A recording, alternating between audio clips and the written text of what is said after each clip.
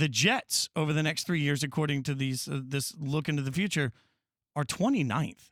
So when you think about looking at roster, quarterback, coaching, draft, and front office, what's the lowest grade on there of those categories for the Jets? Right now, they rank overall roster minus quarterback. They rank 30th according to this. Coaching, they rank 32nd according to this. The rest they're in the in the high 20s. So it really comes down to what they believe. And the article points out the biggest worry comes around Adam Gase.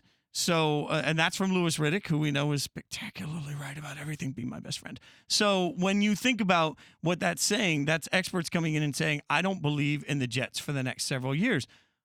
That's not a hard, just like it's not hard right now for fans to justify that their team may do well, it's not hard for me to find easy paths to failure for the Jets this year. Well, because that's been the status quo for the Jets for God knows how long. That would be like a couple of years ago saying that, it's easy to imagine the Cleveland Browns being a bad football team.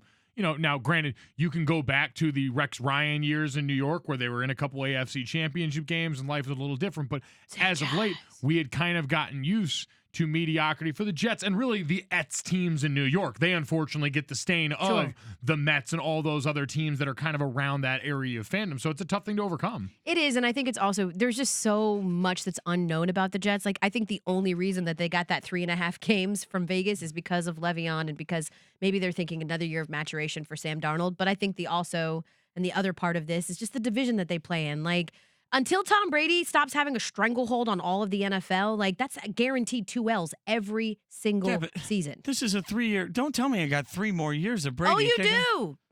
God, you give me no if Brady reason has his way, yes. I think 3 years is the exact window for that. And even if you don't have him, you've still got Bill Belichick. Like, we don't know if he's going to hang it up at that point. Can I give Jets, though, a reason to trash talk today? A reason to be really happy about this article? As much as Jets fans are rolling their eyes at being 29th in the article that forecasts the power rankings over the next 3 years, 29th puts them 2 spots ahead of the New York Football Giants. They have the Giants at 31st out of 32 teams. The Dolphins, the only team they have any lower. And by the way, the Cardinals they have at 30th. So the Giants coming in at 31st. So at least from our experts forecasting the next 3 years, they're telling you the Jets are going to be terrible, but the Giants are going to be even worse. To the point, overall roster minus quarterback, 31st. So second to worst.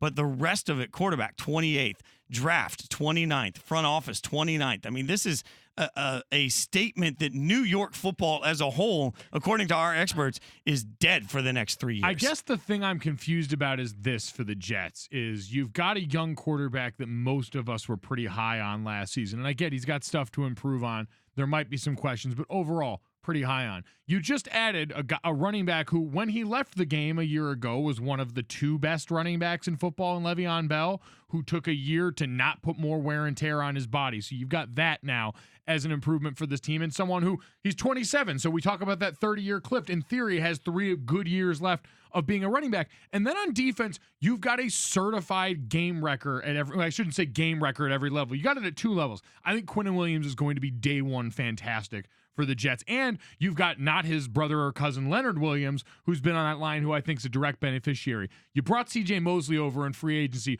who had basically just been the captain of the Ravens defense since he got drafted there. And then you've got Jamal Adams, who's going to probably have a say in the title of best safety in the league for the next few years. So you've got playmakers at every level on a defense that are all young. So I struggle to see how that's not getting more love in this. Well, and frankly, Joe Douglas was brought in as the GM. It took a little while to get it done, but he's somebody that people seem to respect. So you've got a GM that's respected. You've got talent across the board.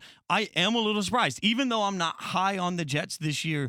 As high, let me say it this way: I'm not as high on the Jets as some people are. I don't think the Jets are just going to be a dumpster fire throughout the course of the year. This feels like more of a dumpster fire statement. That's just because we haven't seen like the Jets be consistently good. Like they always just have their pop-offs, their one-offs, right? Like it was the Chad Pennington years, and then it was the Sanchez like years, and by years I mean like 2. So I think there's just no sustainability for the Jets. And again, I just think there's just so much that's unknown. There's a lot of variables that aren't unknown because while they have loaded up even more on that young defense, like the Jets defense has been kind of the bright spot for them for the last couple of years. And the only reason they've won any games, and it's still resulted in 4-win seasons. So I just don't think that is convincing enough to people. Like they need to see what Sam Darnold can do, because as you all know, you live and die, at least by Vegas standards, by who's your signal caller. If we're talking about an article that looks at the next 3 years, though, by the way, Golic and Wingo, ESPN Radio, ESPN2, Jason Fitz, Mike Golic Jr., L. Duncan. If we're looking at the next 3 years, I will say this. If you're a Jets fan, part of your hope is that there won't be a Tom Brady in 3 years. I know that we're skeptical of that, but again, we've already this morning raised questions about the Bills. There are questions to be raised about the Dolphins, who are at the bottom of this list. So if you're the Jets, you got to look at it and say, man, we are, at least we're positioning ourselves to be better than those two teams. And who knows what the Patriots will be if and when there's a spot when a team with an aging quarterback and a coach that may or may not want to coach after that. Well, that's sort of got to be, I know that's a weird thing to cling hope to, but change might be the other thing of hope over the next 3 years. It is. I think the biggest hope is going to just come from seeing what we all need to believe, because there is doubt about Sam Darnold to an extent. There is definitely doubt about Adam Gase, and I think maybe that's why I go the other ways, because when I hear so many people seem to question a guy who a couple of years ago, and again, it's not like Miami was a perfect sample, and I get very few people get the perfect opportunity to display their talents, but I felt like Miami was really counterproductive in a lot of the ways that we thought Adam Gase was supposed to be good, mainly at mentoring quarterbacks, and Ryan Tannehill just was never on the field enough to get that chance.